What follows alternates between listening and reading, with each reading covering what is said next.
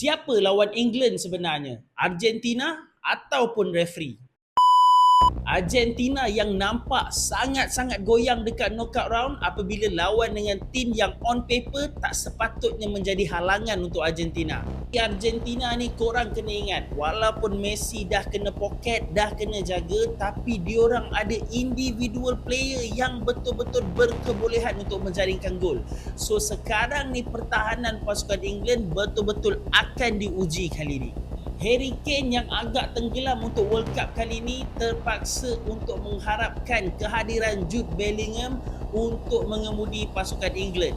Bellingham dah skor 4 gol dalam 2 match yang lepas. Memang betul-betul tengah on peak untuk Jude Bellingham dalam edisi World Cup kali ini.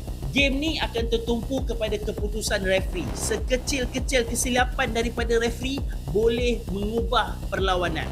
Adakah Argentina lagi sekali akan dibela oleh FIFA ataupun kita akan tengok perlawanan yang adil macam lawan dengan Switzerland hari itu? So apa korang punya prediction? Spain dah pun berada di final dan akan berjumpa sama ada England ataupun Argentina. Korang rasa siapa yang akan lawan dengan Spain dekat final nanti?